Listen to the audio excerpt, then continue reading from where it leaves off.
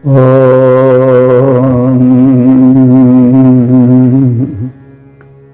प्रेमियों, सुधी श्रोताओं, संप्रति हम सब ऋग्वेद के प्रथम मंडल के 164वें सूक्त के 41वें मंत्र की व्याख्या में प्रवेश करने जा रहे हैं।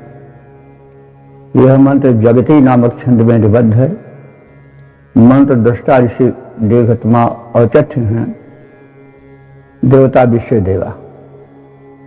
इस मंत्र का शीर्षक है ध्वनि विज्ञान, चमत्कार एवं व्यापक प्रसार।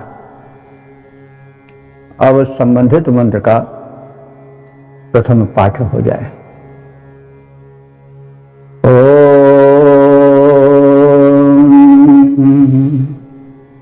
गौरीर्मिमाय सलिलानि तक्षतेकपदी द्विपदी सा चतुष्पदी अष्टापदी नवपदी बभूषी सहस्राक्षरा परमे व्योमन। अब इसका शब्दार्थ और भावार्थ आदि का परिचय प्राप्त किया जाए तो इसमें ध्वनि विज्ञान और उसके द्वारा होने वाले चमत्कार का वर्णन है। गौ का अर्थ वाणी, वाणी से मतलब ध्वनि। तो ध्वनि जो है वह किस रूप में उपयोगी है, उसके कृत्य क्या हैं, चमत्कार क्या हैं, आदि बातें इसमें संकेतित हैं। उन पर विचार किया जाए और शब्दार्थ का संक्षिप्त परिज्ञान प्राप्त किया जाए। गौः माने किरणें और गौः माने होता है वाणी भी। ध्वनि, वाणी से तात्पर्य ध्वनि का लिया जाए तो ध्वनि और किरणों के क्या चमत्कार हैं, ये किस किस रूप में परिणत हो करके सृष्टि में अपना स्वरूप दिखाती हैं, ये बातें संक्षिप्त में संकेत रूप में बताई गई हैं। तो यह जो वाणी है यानी ध्वनि है, जो भिन्न भिन्न स्रोतों से निकलती है, उसका प्रभाव क्या है। यह ध्वनि मिमाय, मिमाय माने निनादित होकर, शायद मिमियाना शब्द इसी से बना हो, बाद में लोक में प्रयोग होता है। तो यह जो ध्वनि है वो जब निनादित होती है और मेघों के परस्पर संघर्षण से उत्पन्न होती है आकाश में, तो उसका क्या प्रभाव होता है कि वो मेघ गर्जन बनकर वृष्टि में सहायक होती है और बादलों के भरे जल को निनादित करती है। ध्वनि में भी बड़ी शक्ति होती है। जब बहुत तेज ध्वनि होती है तो उस कंपन से, उसके प्रभाव से भी एक हलचल मच जाती है। तो जब मेघों के परस्पर संघर्षण से नभ में निनाद होता है, गर्जना होती है, तो मेघों के भीतर भरा हुआ जल जो है वो तरंगित हो जाता है, प्रभावित हो जाता है और वृष्टि की भूमिका में आता है, वृष्टि की भूमिका बनाता है। और त माने वही ध्वनि जब कंठ में कंठ से निकलती है तो उसका प्रभाव क्या होता है? वह कंठ से निःसृत ध्वनि संगीत के स्वरों में ढल जाती है। तो ध्वनि अपना व्यापक प्रभाव डालती है। जब वो कंठ में आती है, निकलती है, तो कंठ से भिन्न भिन्न प्रकार के स्वर निकलते हैं और उसे छंद रचना होने लगती है और छंदों का गायन होने लगता है या वेद मंत्रों का गायन होने लगता है। वह वेद मंत्र एक पदी यानी एक पद वाले भी हो सकते हैं, पंक्ति वाले या शब्द वाले, और वे 4 पद वाले भी हो सकते हैं उस ध्वनि के कारण, 8 पद वाले हो सकते हैं, 9 पद वाले हो सकते हैं, तथा बहुत व्यापक भी हो सकते हैं और सहस्राक्षरा बने 100 अक्षर वाले तक हो सकते हैं।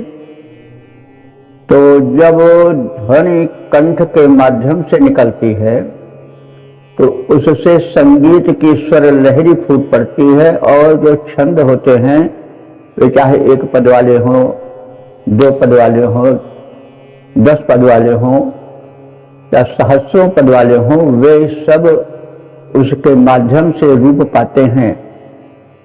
वे समझे सुने जा सकते हैं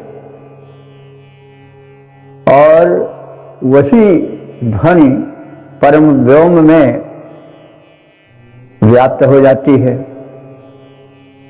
देखिए, ध्वनि कभी नष्ट नहीं होती है, वो सदैव तरंगित रहती है और परम व्योम आकाश में ध्वनियां निरंतर बनी रहती हैं। के आधार पर अक्षर को भी कहा जाता है कि वो भी कभी नष्ट नहीं होता है, ध्वनि कभी नष्ट नहीं होती है। एक वैज्ञानिक शोध है और लोग ऐसा भी कहते हैं कि यदि ऐसा यंत्र कोई बनाया जाए तो महाभारत काल में जो ललकार हुई थी, जो ध्वनियां हुई थी, जो रणवाद्य बाजे थे, उनको पकड़ा जा सकता है। और वैज्ञानिकों ने यह ध्वनि सुनी है ओम के रूप में और कहा गया कि ओम ध्वनि है, ये अभी परम व्योम में आकाश में लहरा रही है। जब विस्फोट हुआ, सृष्टि की रचना शुरू हुई, तो उससे जो ध्वनि निकली वह ध्वनि ओम कुछ इस रूप में आकाश में निरंतर तैर रही है। इसको तो यंत्रों द्वारा संभवतः नासा के वैज्ञानिकों ने पकड़ा है, ऐसा मैंने कहीं पढ़ा, लिखा हुआ पढ़ा है या कहीं सुना है कुछ विश्वस्त व्यक्तियों के मुख से। तो इस प्रकार से इस ध्वनि विज्ञान, इस ध्वनि का कहाँ कहाँ किस किस स्थान पर क्या प्रभाव होता है, इसका संक्षिप्त संकेतित वर्णन है। तो यह ध्वनि जब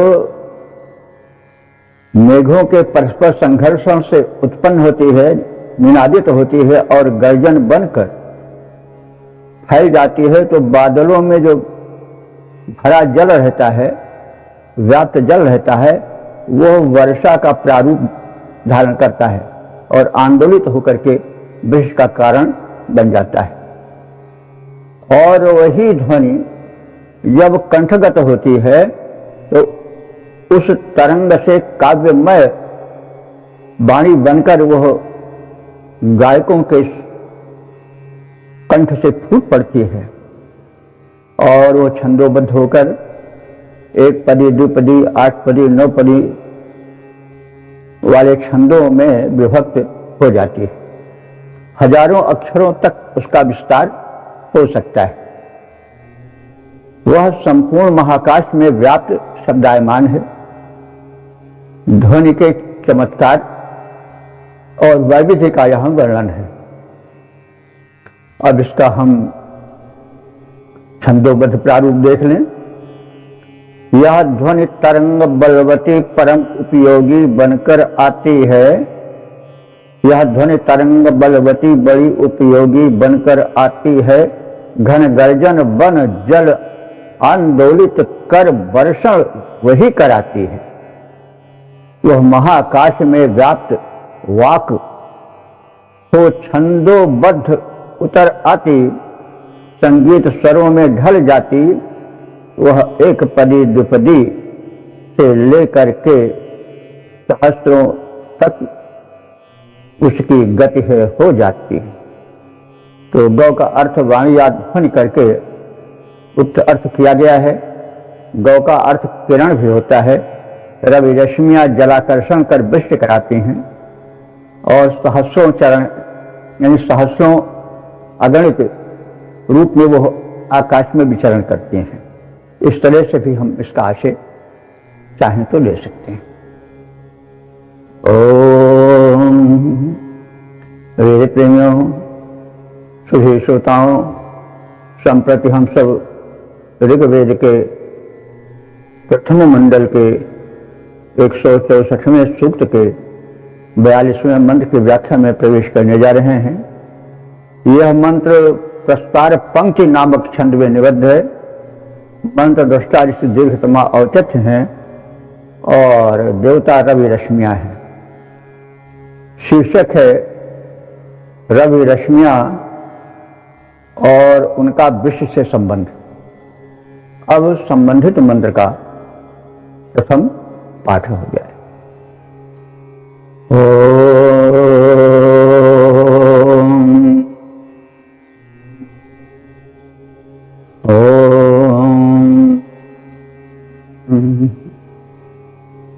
तस्याः समुद्रा अधिविक्षरन्ति तेन जीवन्ति प्रदिशश्चतस्रः ततः क्षरत्यक्षरम् तद्विश्वमुपजीवति। शब्दार्थ भावार्थ से परिचय प्राप्त करें। रवि रश्मियों में जीवन शक्ति है जो अंतरिक्ष में तैरती रहती है सूक्ष्म रूप से, और रवि रश्मियों के कारण ही जल वर्षण भी होता है, क्योंकि वे ही धरती का जल खींचती हैं, सागर का विशेष जल खींचती हैं, मानो सागर ही को खींच ले रही हैं। और वही जल वाष्प बनकर बादल बनता है, बादल से वृष्टि होती है, वृष्टि के माध्यम से धरती की प्यास बुझती है, साथ साथ जो अंतरिक्ष में ऊर्जा तैरती रहती है वो उस विष जल के साथ साथ पृथ्वी पर आती है। पृथ्वी में औषधीय तत्व बल उत्पन्न करने वाली वनस्पतियों में विभिन्न तत्वों का समावेश होता है और उससे प्राणियों का जीवन चलता है। तो इस प्रकार से इनकी उपयोगिता है। इस उपयोगिता को और इस वैज्ञानिकता को ऋषि ने बहुत पहले पहचाना और उसका उसने वर्णन किया है। अब हम शब्दार्थ और भावार्थ आदि की ओर बढ़ते हैं। तस्याः समुद्राः अधिविक्षरन्ति। तस्याः माने उन सूर्य की किरणों के प्रभाव से समुद्राः अधिविक्षरन्ति, समुद्र जल प्रवाह पैदा करते हैं। मतलब उन किरणों के कारण समुद्र का जल विशेष रूप से ऊष्मा से वाष्पित होकर के ऊपर उठता है और वही जल बादल बन जाता है और फिर वृष्टि होती है और अधिवृक्षरंती, और उस वृष्टि के आधार पर जल प्रवाह धरती पर फूट पड़ता है। तेन चतस्राह प्रदिशः जीवन्ति, और उस जल प्रवाह के प्रभाव से, चतस्राह माने चारों, प्रदिशः माने दिशाएं, जीवंत माने जीवन पाती हैं, पोषण पाती हैं और जीवित रहती हैं। ततः अक्षरं क्षरति, और उस वाष्पित जल के बादल बनकर वृष्टि करने से तब अक्षर माने शक्तिप्रद और न नष्ट होने वाले ऊर्जा के कण धरती पर आते हैं। यानी वृष्टि जल के साथ साथ जो सूक्ष्म रूप से ऊर्जाएं तैरती रहती हैं, सूर्य की किरणों के माध्यम से जो संचित होती रहती हैं अंतरिक्ष में, अथवा अन्य ग्रहों उपग्रहों से भी शक्तियां आती हैं, ये सब लेन देन चलता रहता है। जैसे मनुष्य में लेन देन चलता है, वैसे इस अंतरिक्ष, इस ब्रह्मांडीय विस्तार में जो भिन्न भिन्न ग्रह नक्षत्र हैं वो भी अपनी शक्तियां बिखेरते हैं और वह जो है वो अंतरिक्ष में तैरती रहती हैं। सूर्य विशेष निकट है, इसलिए वह अपने सौर परिवार का भरण पोषण करता है। पृथ्वी की यहाँ विशेष चर्चा हो रही, इसलिए पृथ्वी में जल वृष्टि के कारण जो है वह जो अंतरिक्ष में फैले शक्ति कण होते हैं वह उनके साथ धरती पर आ जाते हैं और जल प्रवाह के कारण चारों ओर फैले जाते हैं। उससे अंकुरण होता है और शरीर में पोषक तत्व जो हैं तरह तरह के, जिनसे जीवन चलता है, शक्ति चलती है, ऊर्जा उत्पन्न होती है, वे भी धरती में चारों ओर फैले जाते हैं और फल फूल आदि में संचित हो जाते हैं। इस प्रकार से वे पालन पोषण करते हैं और इन सबके पीछे रहता कारण रूप में कौन है? रवि रश्मियां, सूर्य की किरणें,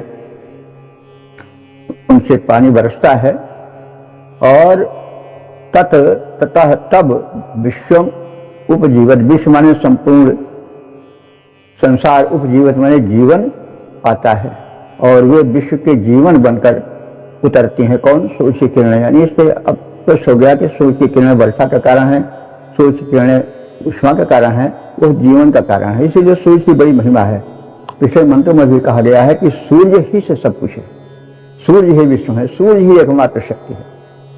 परमात्मा ने अपनी सारी शक्ति जो है प्रकाश में रूप में या जिस रूप में हो वो सब सूर्य में संचित कर दी है, उष्मा रूप में, प्रकाश रूप में, जीवन रूप में। तो सूर्य महादेव, अब उसकी रश्मियां उसके हाथ हैं, कर, इसीलिए कर किरणों को कहा जाता है। तो सूर्य रश्मियों का चमत्कार का इसमें हमने अवलोकन किया। उन सूर्य रश्मियों से ही जल वृष्टि होती है, जिससे जल प्रवाह चारों ओर बहने लगते हैं। उसी के कारण चारों दिशाओं में जीवन जागृत होता है, जीवन का प्रसार होता है, जीवन अंकुरित होता है। इस वृष्टि जल के साथ सूर्य में स्थित प्राण या ऊर्जा या जीवन शक्ति पृथ्वी पर आती है और उस जीवन शक्ति से सारा विश्व जीवन पाता है, शक्ति पाता है, भोजन पाता है, प्रकाश पाता है। आदि आदि बातें इसमें कही गई हैं। अब इसका छंदोबद्ध प्रारूप देखें। रवि की किरणें वर्षा का कारण बन जाती, रवि की किरणें वर्षा का कारण बन जाती, वही धरा पर वृष्टि कराती, जलधार बहाती। रवि की प्राण शक्ति वर्षा से भू पर उतरी है आती, वही सृष्टि में जीवन का संचार कराती। वही सृष्टि में जीवन का संचार कराती है। ओम वेद प्रेमियों, सुधी श्रोताओं, संप्रति हम सब ऋग्वेद के प्रथम मंडल के 164वें सूक्त के 43वें मंत्र की व्याख्या में प्रवेश करने जा रहे हैं। यह मंत्र त्रिष्टुप नामक छंद में निबद्ध है। मंत्र दृष्टारिष दीर्घतम औचित्य है और इस मंत्र का शीर्षक है याज्ञिक प्रक्रिया का प्रथम प्रारूप। अब संबंधित मंत्र का प्रथम पाठ हो जाए। ओम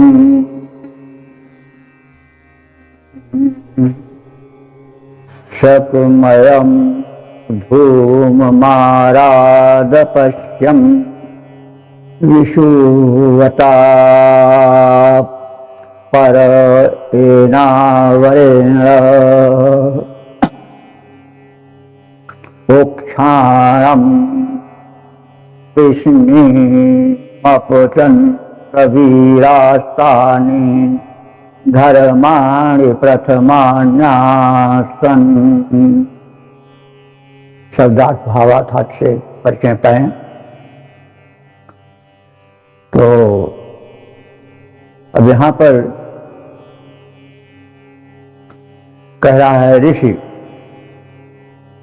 कि मैंने याज्ञिक प्रक्रिया के प्रारंभिक रूप को देखा है और वो प्रारंभिक रूप क्या है? गाय के गोबर से बने उपले को जलाया जाना और उस पर सोम रस को पकाया जाना, उसी का वर्णन यहाँ पर किया गया है। तो ऋषि कह रहा है एना शकमयम धूमम अपश्यम, शक्तिशाली धुएं को जो कि उपलों के यानी गोबर से बने उपलों से और उनके जलाने से प्रकट होता है, उसको मैंने देखा है। विषुवता माने अनेक रूपों में, आरात माने दूर से और निकट से भी देखा है। इस धूम के प्रसार के पश्चात जब अग्नि रूप में वो उपले प्रकट होते हैं, उनका दहकता अग्नि रूप दिखाई पड़ने लगता है, तब वीराह उक्षणा मने दृढ़ व्रती जो ऋत्विज हैं वे उक्षणम प्रश्निम अपचत। उक्षणम प्रश्निम माने शक्ति संपन्न सोम रस को अपचंत माने पुरोडाश आदि बनाने के लिए पकाते हैं, जो कि यज्ञ में आहुति बनकर डाला जाता है। स्वाभाविक सीधे सोमरस डालेंगे तो वो नहीं है, तो सोमरस पकाया जाता है। पुरोडाश आदि हव्य द्रव्य के रूप में उसका प्रयोग होता है और अग्नि में अर्पण करके देवार्पण होता है, वही प्रक्रिया है। तो त्रीणि धर्माणि प्रथम आसन, वे धर्म प्रथम थे। तानि धर्माणि, वे धर्म यानी जो उपलों द्वारा अग्नि को दग्ध रूप में प्रकट करने का उपक्रम था, वो याज्ञिक प्रक्रिया का प्रथम धर्म माने प्रथम कर्तव्य अथवा प्रथम चरण था। और फिर उन ऋतुकों को का यह जो प्रथम कर्तव्य था वो दिखाई पड़ा उपलों को जलाकर सोमरस को चरु बनाने के लिए पकाया जाना, यह जो थी वह प्रक्रिया थी यज्ञ प्रारंभ होने की प्राथमिक। तो शुष्क गोबर से निर्गत शक्तिशाली धूम को मुझ ऋषि ने दूर से भी देखा है और निकट से भी देखा है। प्रज्वलित अग्नि पर ऋत्विकगण सोम को पकाते हैं। ये कृत्य यज्ञ के प्रारंभिक कृत्य के रूप में कहे जाते हैं। तो यज्ञ की प्रारंभिक प्रक्रिया का यहां पर परिचय दिया गया है। अब इसके पद्य रूपांतरण पर दृष्टि डाल दें। गोबर जलता धूम फैल जाते, गोबर जलता धूम फैल जाते, ज्वलित अग्नि पर ऋत्विक गण हैं सोम पकाते। यज्ञ क्रिया का यह प्रारंभिक लेखा मैंने जाकर बड़े निकट से देखा। ओ वेद प्रेमियों, सुधी श्रोताओं, संप्रति हम सब ऋग्वेद के प्रथम मंडल के 164वें सूक्त के 44वें मंत्र की व्याख्या में प्रवेश करने जा रहे हैं। यह मंत्र त्रिष्टुप नामक छंद में रचित है। इसके ऋषि जो हैं और दीर्घतमा औचित्य हैं। देवता तीन केशधारी अग्नि, आदित्य और वायु हैं। इस मंत्र का शीर्षक है तीन केशधारी देव, अग्नि, आदित्य और वायु। अब संबंधित मंत्र का सर्वप्रथम पाठ हो जाए। ओम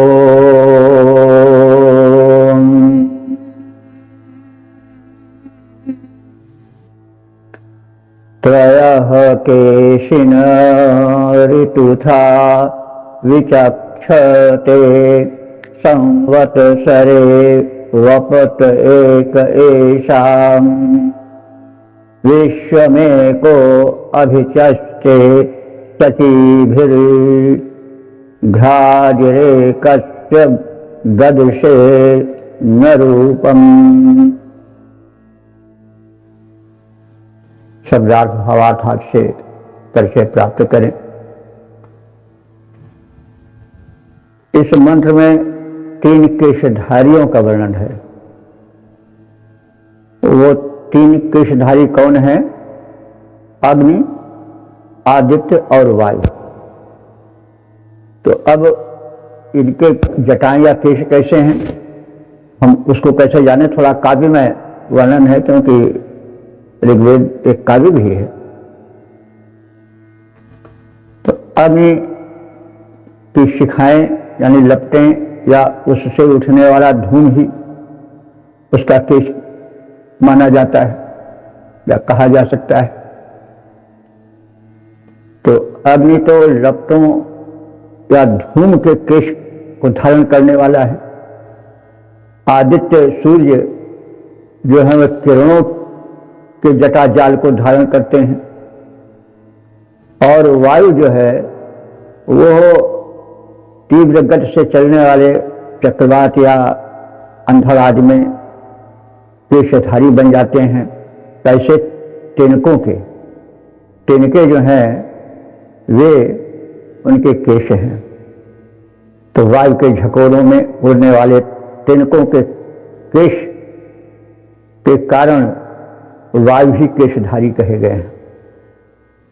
अब हम शब्दार्थ भावार्थ आदि की ओर बढ़ें। त्रयः केशिनः, तीन केशधारी हैं, वे अभी बताए गए हैं, अग्नि, आदित्य और वायु। ये ऋतुथा विचक्षते, ऋतु के अनुसार, समय के अनुसार अपने केशों को प्रकट करते रहते हैं।